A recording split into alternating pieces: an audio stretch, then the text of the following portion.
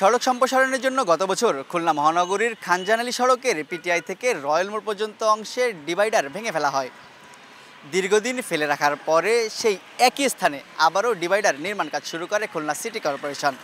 তবে মাত্র এক সপ্তাহের ব্যবধানে নতুন করে নির্মিত অংশটিও ভেঙে ফেলা হচ্ছে। ভেঙে ফেলার কারণ হিসেবে কেসিসি বলছে, ঠিকাদার তড়িঘড়ি করে কাজ শুরু করায় ঘটেছে এমন বিড়ম্বনা। একই স্থানে আবারও ডিভাইডার নির্মাণ হলে সংকুচিত হয়ে পড়বে সড়ক, তাই আর্কিটেকচারদের পরামর্শে সরানো হচ্ছে এটি। এদিকে এই সড়কের পাশের ড্রেনের উপর নির্মিত স্ল্যাবের ক্ষেত্রেও ঘটেছে একই ঘটনা। কিছুদিন আগে দেওয়া কংক্রিটের ঢালাই ভেঙে ফেলা হয়েছে আবারও। ভাঙাগড়ার এই খেলাকে অনিয়ম এবং খামখেয়ালি পরিকল্পনা হিসেবেই দেখছেন সড়ক ব্যবহারকারীরা।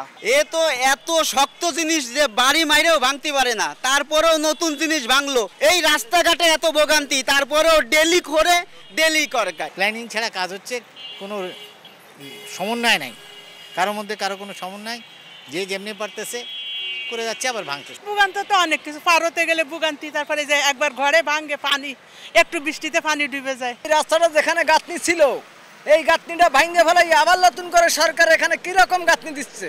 আমি শুনছিলাম যে রাস্তা বড় হবে, এখন তো রাস্তা বড় হয়নি। 2 দিন পর পর ভাঙে, আবার বানাই, তারপর আবার যাতাই হয়ে যায় আর কি। 10 ইঞ্চি ভাঙা শেষ, আর দ্বিতীয় হলো খুলনা কিলা বেরোনে কাজ আছে। একটু গাড়ির চাপ কম, কিন্তু সন্ধ্যাবেলায় দেখা যায় সব ব্যাচ কোচিং ছুটি হয়েছে, তখন ব্যাচ থেকে অনেক ছোট বাচ্চারা যারা একা একা বাসা যায়, তার বাসা অনেক দূরে, ওনারা এখান থেকে যখন পারাপার হয় তখন অনেক ভোগান্তিতে পড়ে।